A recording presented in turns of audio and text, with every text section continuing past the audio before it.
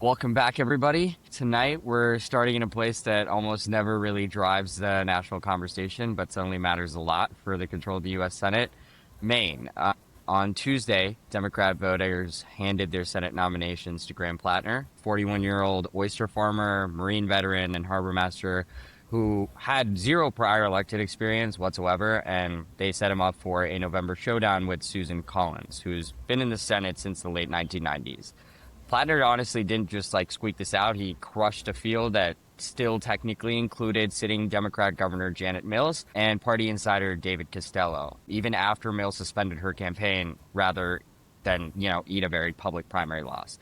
So now you've kind of got this sharp contrast in Maine, rough around the edges outsider with somewhat of a messy profile up against one of, the most durable Republican incumbents in a state that usually leans blue. So we're going to break down who Plattner is, why Democratic voters rallied to him anyway, and what that kind of tells us about where the party's headed, in 2026. Then we'll jump across the map to California, the biggest, bluest, most complicated election machine in the country. So we'll give some updates from our last episode. So California's June primary is now basically locked, and so is the LA mayor race. And so we'll kind of touch a little bit on those. And I think both of those elections are kind of a perfect example of how California's mail ballot system, means election night snapshots can look very different from the final results. And so in this episode, we're kind of going to do two things. Talk first about the primary result of Maine, and what that kind of means for the Senate map, and then also kind of turn to talk about, the California races, and what that really means for elections and why it really feels like California is still always counting votes long after everyone else has moved on. So with that, Armand, Eric, would love to get your thoughts on Plattner, kind of just what happened in Maine. Let's talk about it. I think originally, Armand, you might agree with me on this, is Plattner, I think, is a very strong candidate. He is quite progressive compared to Janet Mills, who is the current governor. I think everyone prior to Plattner running was pretty much just assuming, Janet Mills is going to run, be nominated for Senate. This is kind of similar to a lot of other New England states, kind of their governors just kind of run for Senate. It's happening in New Hampshire as well. But yep, he is super progressive, kind of in the Bernie Sanders AOC-esque, and he has a very, in my opinion, like rustic blue collar labor image that I think really works in New England. And for a while there, I actually thought he was actually going to have a pretty strong chance against Susan Collins. I no longer think that. And I think just all of the controversy and the baggage around his campaign, even if it's not true, I think that, the National Republicans can do such a good job of kind of honing in on that and really hammering him that. Plus, you have Susan Collins, who is an absolute powerhouse of a candidate in Maine. I remember in 2020, former Speaker of the Maine House, Sarah Gideon, was the Democratic nominee for Senate, and people had her crushing Susan Collins in 2020. Polls had her up by 6 percentage points going to Election Day, and Susan Collins beat her by 8%. So she overperformed by 14 percentage points. So Susan Collins, for some reason, is just very, very strong. She has that kind of bipartisan appeal. A lot of Republicans don't actually like that and criticize her. I'm okay with it because it's Maine. I'm not expecting someone from like Arkansas to represent Maine, so I'm totally cool with that. And just generally, I don't think that Graham Plattner is actually going to beat her. They do rank choice voting, so if no one gets a majority on election day, it's going to go to a runoff. But I still think, regardless, Susan Collins is going to win here. Probably like 4 to 5 percentage points, if I could guess right now. I don't know if you disagree with that take, though. I mean, so I think I do. I definitely agree that your representation of Partner is very, very good. I think he is rustic, working class. He's a veteran. He showcases himself very well for the New England population, and I think it's something Maine, was won by Kamala by more than 7 points, and so I think that it's it's a valuable thing to be his image and to showcase himself as working class and with the people. I do believe that his indiscretions, whether they're true or not, have impacted his electability. But I do think that he has a path to victory. I think he needs to nationalize the race around affordability and healthcare, continue to showcase the importance of that in Maine, bringing Maine money. I know that Collins really wants to bring federal money to Maine. I think that's something that Plattner can also say. I also think that we can kind of hone in on the fact that Collins votes with Trump 95% of the time. That's a stat that she's proud of. And I mean, maybe she didn't vote on the one big beautiful bill, but that doesn't mean that she hasn't voted with him every single time, and that's not something that's going to be super pleasing to the Maine Democrat population or the Maine liberal population.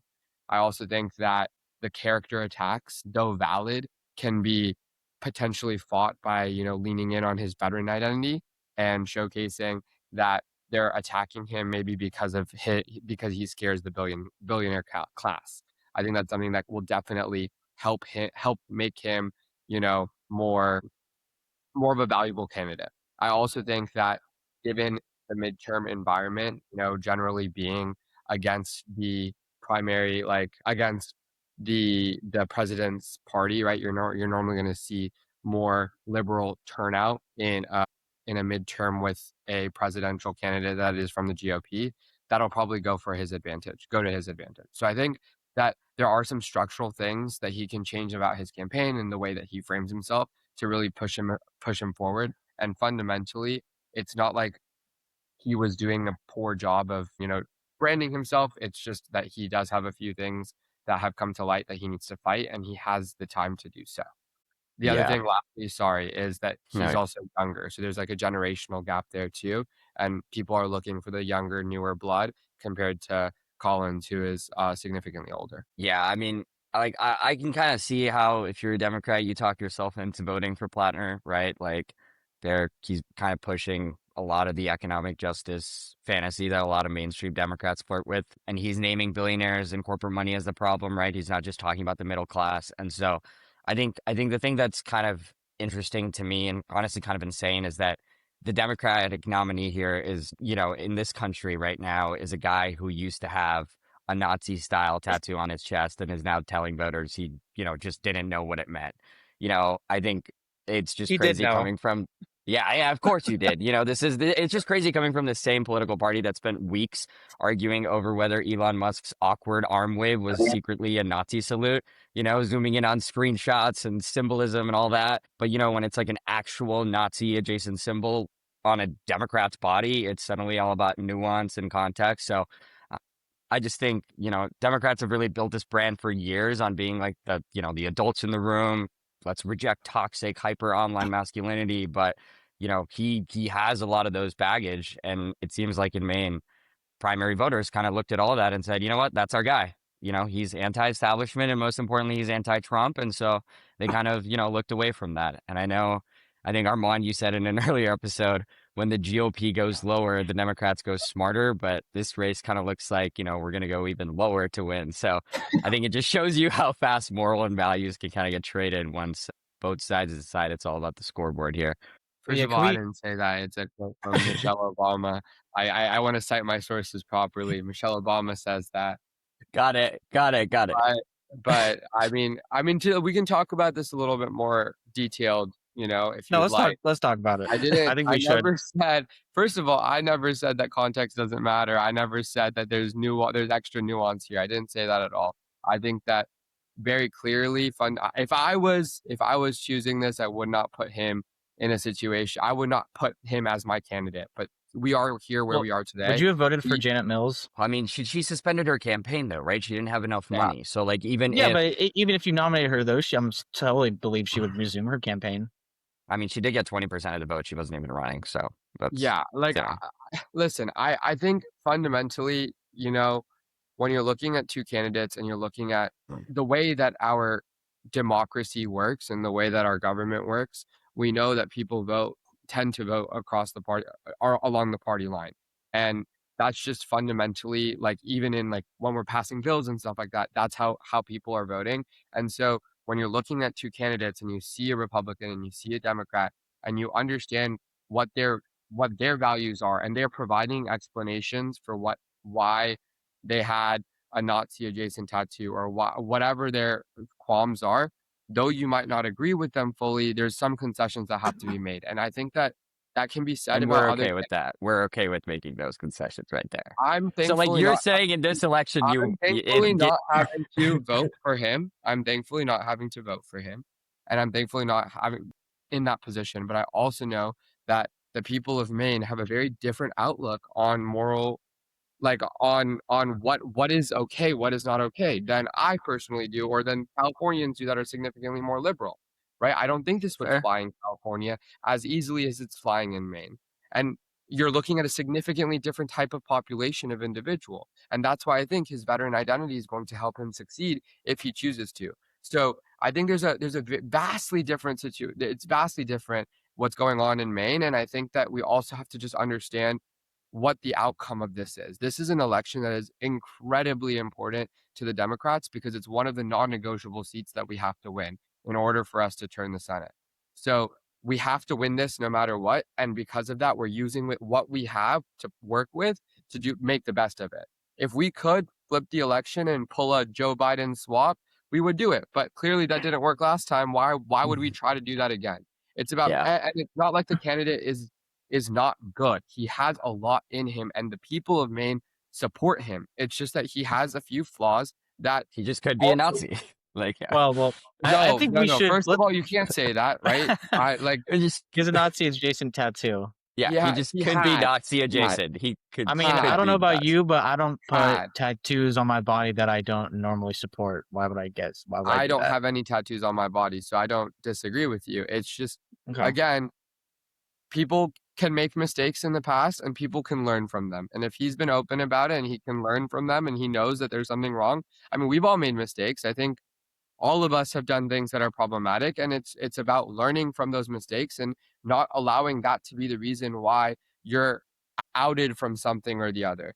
Currently, if he was doing something that was, Nazi adjacent, I think that there would be a significantly bigger conversation about whether or not he should be a part of the race. But the fact that many, many, many years ago when he got this tattoo, he may or may not have realized it, and he's saying right now that he doesn't support it and that he is covering it up and getting rid of it or whatever it may be, I think showcases where his head is at. And at face value, we have to take it at face value. And if you don't take it, that's fine. Don't vote for him. But for the most part, it seems like people are understanding and recognizing that he's the newer generation of Maine. He resonates with many people. He has good policy standing, and there's a very real path to victory here. Yeah, I think it's also important we should provide like the whole context of his controversial campaign because I mean, as reported by the New York Times, right, he's been accused by I believe it's 3 girlfriends of being essentially abusive and manipulative towards them in their relationships. This is to be clear, this is not the same as like a sexual I think the assault word is allegation. toxic. Let me just be Sure, clear. sure, Toxic. yeah, but just Abusive is very for different the than sake toxic. of well, But okay. yeah, I yes. mean, I don't know if Yeah. that's how they would put it, but sure, if that's how you want to put it, fine. But he was toxic, physically grabbing them allegedly in a very physically altercative way. Again, these are allegations. I'm, of course, willing to give him, you know, the presumption of innocence unless this is proven by anything or independently corroborated. But I just think it's ironic that the left and progressives really have a hard time doing this for other candidates that aren't their own. And this whole thing to me is really, really ironic looking at his campaign and the support that progressives are trying to coalesce around him and basically say that, we're going to ignore this now, or it's, oh, you guys did it, but we're going to do it now too. And that's how you want to go, sure. But don't act like, you can take the moral high ground now, especially when any type of allegation you believe is equal to conviction. So, and I don't think that, in my opinion, the general electorate is going to support that compared to Susan Collins. So I don't think, like I said, I don't think he's going to win. I mean, I think it's interesting, right? Like, I think the biggest issue here, I feel like, is really like you're saying, the double standard in the narrative. But I think what it'll ultimately come down to, right, is he going to be able to, connect with voters past his issues and go from there versus, you know, is Susan Collins like, is her campaign, is that going to be able to, focus on his issues, kind of paint him out to be a worse candidate? I think that's really what it's going to come down to.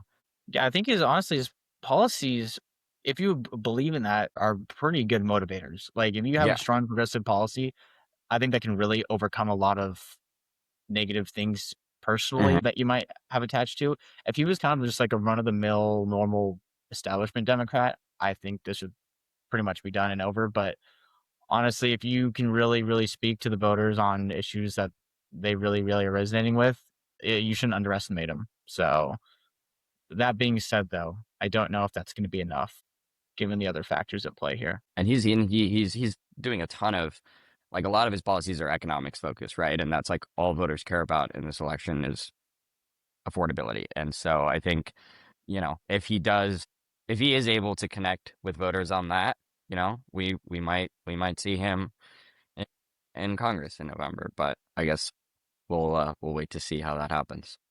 Yeah, I mean that kind of rural Rust Belt adjacent kind of Democrat voter, I think that's really who you got to aim at in Maine. It's not really kind of the New York, Connecticut liberal. It's more like the New Hampshire, Pennsylvania-esque type. So he's Yeah, doing that. You gotta give him credit. So yeah, we'll see. that's fair. Any any last thoughts on Maine before we kind of transition into California? We'll have to see. We'll keep a close eye on the polls, although I'm not really sure how much stake I'm going to put in them personally, just given how off they've been in Maine in the past. So Yeah. All right. Well, let's jump from one of these small states in the country to one of the most complicated democracies on earth, California. This is a state where every active registered voter gets a ballot in the mail, where most big races run under a top two system, and where a primary you voted in on June 2nd probably isn't going to be counted for weeks. And so, since our last episode, a couple big things have firmed up. So at the top of the ticket, we now have the governor's race, which is confirmed as Javier Becerra versus Steve Hilton, a Democrat who has deep establishment credibility against Trump-aligned Republican former Fox host who managed to kind of get into the second slot here. And down in LA, the mayoral runoff is also set. Karen Bass will face Nithya Raman in November after, some late arriving mail ballots pushed Ramon past Spencer Pratt once the counties kept counting. And so I think what makes California really notable here is that it's using a model that's pretty specific and only a handful of states use. So along with places like California, Washington, Oregon, California conducts what is effectively an all-mail election where every active registered voter is mailed a ballot and most votes are cast kind of early rather than in person on election day. Now, that still means that you can go vote in person, obviously. It just means that every single person is automatically just mailed a ballot. And so state law lets ballots count as long as they're postmarked by election day and received, I believe, within 7 days. And so I think officials kind of continue to total the votes, and that can kind of continue to change for more than a week after voting. And so on top of that, California also, like we mentioned, uses a top two primary for most major offices. And so all candidates appear on one primary ballot, which can kind of have, the effect we're seeing right now, especially in LA, Democrat versus Democrat general elections. And so, that mix of all mail voting, slow moving counts, and, these top two matchups is exactly why you're seeing, a lot of these conspiracy theories out there about voter fraud in California. You're seeing that from President Trump. A lot of Republican commentators are also saying that, is there validity to it? Who knows? Let's unpack California and get some general thoughts on the election process. It's funny that the only person who's saying there's no voter fraud is Steve Hilton, ironically, because Yeah. he's in the field. So Yeah. I think it's very important we make this crystal clear. It takes a super long time in California because California, the legislature and the governor and the judiciary, the entire state government has pretty much said we care about accessibility when it comes to voting and not speed. That doesn't mean there's fraud. It's a deliberate policy choice that I personally disagree with, but I'm not going to say, oh, it's fraudulent, because these are all state laws that have basically outlined this process to where you have the legal ability to basically verify all of these votes. And that takes a long time. You might not like that, but you need to elect different members of the state assembly and the state senate to pass laws to amend that process. So like you said, right, the number one thing is because there's a ton of mail-in ballots, every single voter or registered voter gets a mail-in ballot. We have universal mail distribution. Counties are basically 29 days before the election are going to send out your ballots. They can start pre-processing and pre-tabulating beforehand, but they cannot basically release the results until polls close at 8 p.m. on election night. After this, you have 7 days to verify all ballots that have been postmarked by election day. So regardless of how many votes are actually coming in past election day, it doesn't matter. As long as there's one, there's a 7-day period, and that also so basically adds another week. there's also an extensive curing period. So for every signature that you get on your ballot, if it doesn't match, basically the county election official is going to reach out to you to basically cure the signature and confirm that it's you. This takes time as well. And then on top of this, you also have a 30-day deadline to basically certify the election results with the Secretary of State. There was a recent bill passed in California that, says 13 days after election day, you have to have your final vote tallied. But there's exemptions to that, right? Like the signature curing, other mail-in ballots, things that are extraneous that still might take longer than 13 days before the actually takes filing. So if you take all that together, this is what you get. You get a super long process, but to be fair, a lot of people are now getting to vote. And right, from a conservative standpoint, you might not agree with that. I personally think it should be a holiday and everyone just votes in person. And we can talk about different solutions, but it's, in my opinion, it's not fraudulent. Does it expose you to fraud, possible fraud? Yes. But as of right now, there's no indication that the process in California is fraudulent. So I can't go on and just say that there is. That would just be wrong. So Couldn't say it better myself, Eric. Thank you so much for yep. I'm glad dismantling we the can agree on trash this. that Adarsh said as the Yeah. opening. It's not fraudulent at all. And in fact, this policy, like you said, the purpose of it is for access. It's not a bug. They're not doing this like on accident. They did this on purpose. And it's a feature. The delay is a feature of access. It's allowing as many people, especially post pandemic or during the pandemic, this is when it started, right, to have the ability to vote. And they do intense verification, as you said, and there has been showcased the whole point is to have minimal fraud. And I think that they've succeeded at that. And so for all intents and purposes, the more that we're getting more votes, and that means more people are being able to participate in the democracy. Could there be a better way to do it? Sure. Does that mean that it's not acceptable to do it in this way? Absolutely not. In fact, the fact that we get more votes in the mail, or the fact that we get more votes, period, in participation in civil process is excellent. The concept of this lead flip is also not mysterious. It's an extremely predictable thing. Everybody knows the percentages of people who submit mail-in ballots leans towards Democrats. So you're going to see more Democratic votes coming in later on. That doesn't mean that Democrats are putting in more votes secretly or illegally or anything like that. It's just what, you know, is occurring based off of people's own personal preferences. People want to vote for Trump. They want to vote for Trump in person. People want to vote for Democrats. They will tend to vote for Democrats and in a sense of ease, right? And so that's where you're seeing this quote unquote blue shift happen.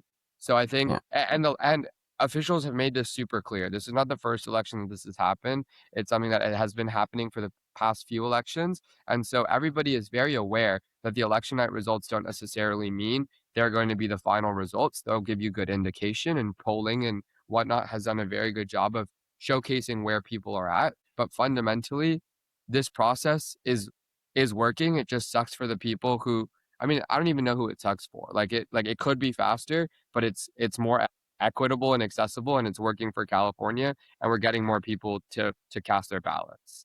So Yeah. Well, I'm curious. Darsh, I let me think know I'm if you not. agree with me. Well, I just want to Well, ask you I like. this. Yeah.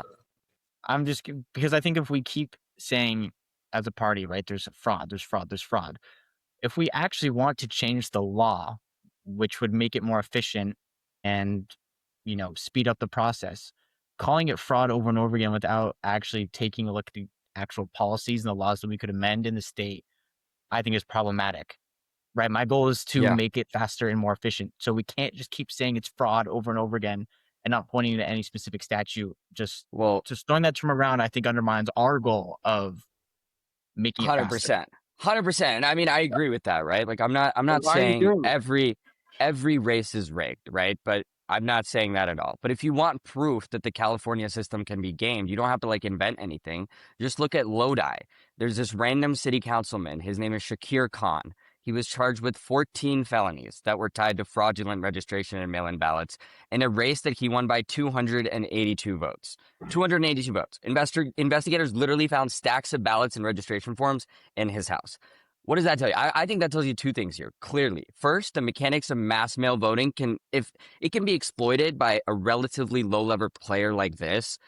You're telling me that like it's hard to argue that the establishment couldn't do something more sophisticated if they wanted to, right?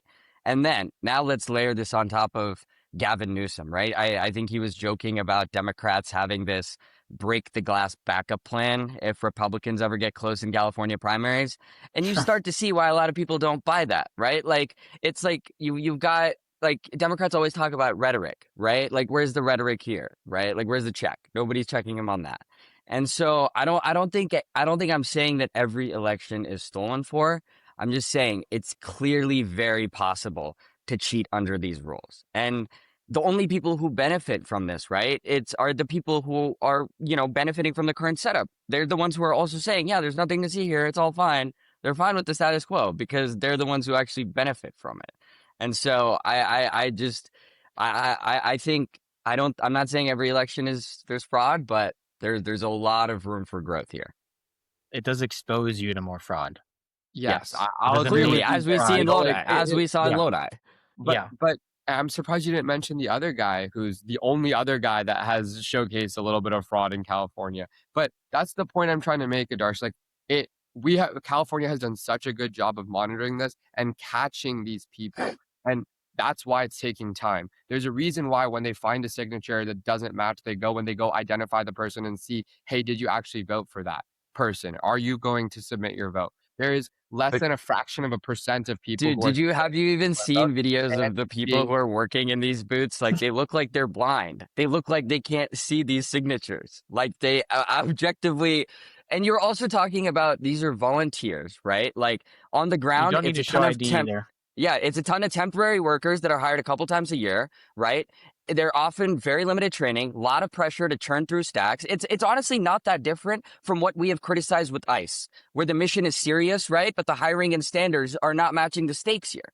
It just doesn't. I just cannot believe that. Can you not agree that currently there is little to no election fraud in California? I don't know the perfect stats on that, but if you're saying that, I will agree that for the claim. There's less than a fraction of 1% of election fraud in California. Okay, sure. Okay. Yes. Which means there is essentially no election fraud in California. The process is working as it is to provide no election fraud in California on a massive scale. Now, does this process allow you to have potentially more fraud than if everybody was voting in person? Yes, for sure. But we're not arguing about policy right now. We're arguing about whether or not California has the ability to do this in a fair way. And the answer is it does. And it is doing that. It's doing it completely. I mean, no one's denying that they have the ability to do this. More people access to do it, right? I'm not saying, nobody's saying that they're not allowed to do this. I mean, Eric straight up said they have the legal mandate to do this. Yeah. I think it's just a legal way of doing it. It's a bad thing to do. It's like it severely exposes you in your elections. Has it created significant fraud? But is there a reason for us to? That's my thing. My thing is, it undermines voter confidence in your system. My thing is, you could find a better way to do it. I'm not disagreeing that there could be a better way, but it's working and it's getting the goal of getting more people out to vote, and it's not affecting the outcome. I don't understand. Okay, fine. Why do we need to fight about it? Fine. I think fine. Even if you don't buy into the fraud narratives, we can agree that the structure of the system is clearly loose. Correct? What? That it takes too long. It takes too long. Yes. This whole fact of checking a volunteer checking signatures is a very subjective judgment. There's so much slop in the process, and I use a machine. Well, why is it not 60 days? Right? Why don't we get 60 days to verify it? Right? You want more time? It's all arbitrary. No, I'm saying you don't have an actual standard for when you should count all of them. It's just arbitrary. I'm saying you need to have it be done by election night. And I'm saying that 7 days after is completely fine. But why? By what standard, though? Why are you saying enough time? Why not 9? I think having it postmarked by election night is super valid for people. But what is your standard, though? My standard is absolute. It's election day. Yours is arbitrary. My standard is postmarked by election day. No. Okay. It's not arbitrary. Why is 7 days, though? Why not an 8 postmark grace period? I mean, I'm assuming they did research and they realized that on average, you're going to get 85 to 90% of the ballots in by election that were postmarked 7 days before. So they must have done research. So what? The other 5% don't matter? I would love for everybody to get counted. I'd love for everybody to get counted. I have no problem. Okay, so would you be okay with a a grace period where it ends once every single vote has been counted for 100%? Yeah. Yeah. I Okay. would. I would have no qualms with it. My thing is, I would rather that than have less people vote. That's my thing. I would prefer if everybody voted on election day or before election day. Well, you're a fan of For compulsory sure. voting, right? Huh? Are you a fan of compulsory voting? It's complicated. I personally, as a person who loves civil discourse and who loves our country and like the right to vote, think that I'm not opposed to compulsory voting, but I think that the flip side of that is not voting is a sense of civil disobedience as well. And so if you don't want to vote or if you don't have to, you have a right to do that as part of your freedom in this country. So I have very, very mixed feelings about this, but I personally believe it is a Okay. very, very important part of our Can democracy. I pitch you something else I think you actually might agree with? I think we all might agree with here. All right, let's go. So, okay, my idea, instead of the whole problem with, especially for me, is the grace period after election day. I just have a real problem with it not all being done by what we would consider to be the cultural deadline, which is election day. What I would pitch to you would basically be, okay, instead of doing a 7-day grace period, you actually mandate counties start pre-processing and pre-verifying, pre-curing, and pre-counting every single vote, every single mail-in vote up until election day, and then you count the election day votes, and it all has to be done by the next day. You would force counties to do this, so you actually do still maintain what would be technically a grace period. And I would even say let's start mailing out the ballot. Let's start mailing out the ballots 7 days before the Earlier. deadline it is now, right? That's what So I was then gonna say. you just Send it shift it. Yeah, you earlier. So just shift it. randomly Yeah. arbitrary. Like, yeah, sure, do that. But there's nothing like Okay, you're so you'd just be okay with making it. that. My concern is like we can do that. I don't care, but that's equally as arbitrary as I think you guys just have an affliction Well, or a it's a connection to compromise because election yours is day being arbitrary. election day, and that you need to know your results on election day. And so, if that will make you happy, sure, go right ahead. If I had any say, do whatever you want, That as long works. as we're allowed to maximize the amount of people who can vote. That's it. That's my only goal here, I and mean, I think it's a very reasonable goal. is there any laws Okay, that yeah. prohibits California from sending it out early? Like you know what I mean? Like The that's what makes 30 it. There days. is, there The is. 30 Okay. day law. 29-day. You cannot start Yeah. sending them 29 days before election day. Okay. So yeah. So I guess there you go. That's kind of the thing. But the I don't know. problem in California is there's no county mandate. Well, I don't want to say it's a problem because I'm still wondering about forcing counties to do something, right? The whole like local control issue. But counties are allowed to start pre-processing, but they're not mandated to. And this is like there's no state in the union that forces counties to start pre-counting. But our counties just don't do it. So other states have Well, counties that's that do because it, of like but we just don't. resourcing concerns and everything like that. There's so many Yeah. reasons for that No, that but are the not state necessarily. of California, if there's a program that mandates a new type of like protocol or process that would incur costs, the state has to reimburse them. Yeah.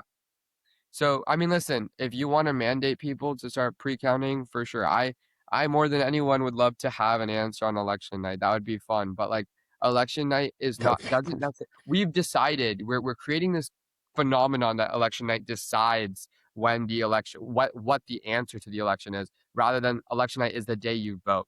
If we were born into a society where on election day you would hear it, but then a week later we would actually hear the results, and that would be consistent for every single election, then we would Yeah. be accustomed to that and all would be well. We wouldn't even be having this conversation because that's just the norm. But it's because the norm was, that hey, But we need to have our responses But that's on not the election point, night. right? The point That isn't to that's your changing it. point of the law wasn't to change it from being election day to election week. Your point was to change it to be more accessible. So why 100%. wouldn't you send it out to people earlier? It almost seems to me like you want it to be later so that you can start to get a little sense of what's happening. And then once you start to get a sense of a little happening, guess what? We just found 100,000 ballots here and they're all going for our guy. You know what I mean? That's It just like propaganda. It's not even funny. I mean I No, know there's no, listen no. there's no That's not even funny. facts for that, but like let's think about this, right? You're thinking about a hyper polarized environment like California. Plenty of local officials there openly hate each other as Republicans and Democrats. So you have to at least ask, do you truly trust these partisan county offices to be the final word on all of this? Like, do you trust that? You think we I'm need some not like gonna even independent election commission? Like, not is even that going something that to would be helpful? I'm not even gonna grace you with a response for that crazy propaganda. Yeah, because you don't have one. You don't have one. What I'll You say have is a break the first and glass foremost, ceiling what I'll plan. say is first and foremost, my only thing that California is doing right that I support and I am very grateful for is the fact that they're allowing the most amount of people to vote. And I think that and they're doing it in a way that is the least amount of fraudulence that is possible. Now, I think that there are other solutions, but this is working. Right now, today, it's working. If you want to move it forward or backwards or however you want to do, go for it. I think there is Well, a conversation to be had about not having it super early that people don't have they vote before they have all the information. As we all know, there are things that come out closer to election day. So people who have voted before election day might be at a disadvantage because they don't know all of the information. And so I think part of that might be a little bit of the reason why California has the law for 29 days before, so that it kind of creates that space for people to not submit right away. But I have no problem with moving everything up if you think that you're gonna feel safer in whatever. But I ultimately, like, at the end of the day, the results are the results. They're gonna come in when they come in, and we know structurally when they are gonna come in. It's not arbitrary. It might be arbitrary to you, but it's identified to everyone, right? There are Well, it is structures. it can be identified, but it's also arbitrary at the Yeah, same time. sure. I mean, Yeah. I think there was a lot of, probably thought that went into these timings and whatnot, but it is arbitrary as in you could make it another day and you can ratify it and it can go through and be something else. And so if the consensus is you want to move it forward, go right ahead. I just don't want no mail-in ballots if that means that we're going to get significantly less people who are able to vote in the election. well, do That's you it. think that mail-in ballots also can increase, like, do you think an illegal immigrant would feel more comfortable sending a mail-in ballot than coming and voting in person? It's it's a Sure. purely honest question, right? So is Sure. that the increased accessibility that you're talking about? What? Are you talking Are about, you is that what silly you're here? talking about? Are you I'm actually asking out of your honest mind questions. right now? I'm Are asking you out of your questions. I'm mind right just now? asking Increased questions. accessibility is me talking about illegal immigrants voting? No. Is that what you are? I'm asking. I'm just Increased asking. accessibility is saying the people who work 9 to 5 jobs are not able, who can't vote 9 to 9 jobs or 12-hour jobs, who can't go to the election polls. They're able to vote via mail. That's what I'm talking about. The people who are, Got it. taking care of their children who can't do that. That's who I'm not talking about. Illegal Got it. immigrants? Are you out of your I'm just, freaking mind, bro? I'm just Are you out of your asking, dude. freaking mind? I'm That's asking because absurd. like That is absurd propaganda. those people who work, right, get their mail-in ballots 30 days in advance. They're working people. They know how to submit forms. They can submit a form 30 days in advance. I'm sure that's how they got the job, right? They should be more than capable to do that. I understand you're busy, but like that's the truth. So I just think that, like it sounds all great, but it's definitely like a process and a system that is rooted with flaws and holes. And I think But it you're saying works. there's no proof of It's like fraud. it's You're not saying there's rooted no with proof flaws of and holes if fraud. it works. It is achieving the goal that it But was set out yeah, to but achieve, which is you're saying it's little to zero fraudulence and increased voter access. yeah, Like, it's achieving but the goal. this is coming from the party that will blatantly tell people to like not follow laws. Like, you know what I What? mean? So like that's What? just how it goes. Like you never know. What are you talking about? Podcast is supposed to be about real facts, not That is propaganda. fact. That is You're, facts. You want what me are to you point you out to saying? examples of where like they have literally sanctuary city state policies where they're like, oh, we're not going to be following federal law. You want me to bring up those examples because Democrats have done that. So What have we talked about blanket why would you statements? What have expect we me to talked about believe? blanket statements? What have we talked about? Can we move on? This is We actually have. What do you absurd. mean? This is What? absurd. Because I made a good point that you can't No, back it's up? because you're making an incredibly embarrassing point and you're making yourself look incredibly stupid right now. Oh, come on now. Yes, Come on is now. what's Come happening on. right now. What? You have proof in Lodi that there There's was a fraud. reason I don't why Eric is understand not what you're talking, talking because he about. cannot identify himself with you right now. There's a very, You're very just see clear reason. Whoa. these are these blanket character attacks we're talking about. Yeah? What? I'm I'm being just very saying we specific have that Eric singular person does not want to Yeah. singularly talk Yeah, about. Look, whoa, topic hold on. with Before you you. say I'm anything, just saying, man.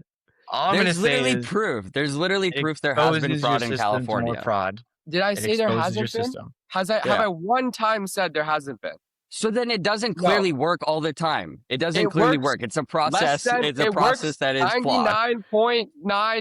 99.99999% of the time. And the 1% of the time, the 0.0001% of the time, it was caught and fixed. That's the Yeah, point I'm trying to make. for And sure. that By includes Republicans. By illegal Republicans. immigrant situations. By All of that Republicans. is flagged. Huh? Republicans caught it, by the way. Okay, So, good. yeah. Good. I'm happy Yeah. they did. Like, Yeah. that's the Yeah. thing. You're talking about this like Yeah. this is a partisan issue. It's not a partisan issue for me. It's That's a good. very, That's good. very I'm just clear glad. I'm just glad. thing. I'm just glad that increased accessibility does not mean access to illegal immigrants. That's all I'm glad about. I'm glad we Good. cleared that up. I'm happy you're That's happy. good. That's good. Well, we actually might not even need to fix the state law because I'm pretty sure there's a SCOTUS case that's going to be decided later this month that might actually just artificially remove grace periods. Yeah. So Perfect. That's true. because I mean There we they're under the the There's assumption no that way right, this is election day. we know what way they're leaning right now. I don't think there's any indication of which way. I think there's a little bit of an indication. I think but- it's just. I mean, you said people vote party lines, right? That's how it goes.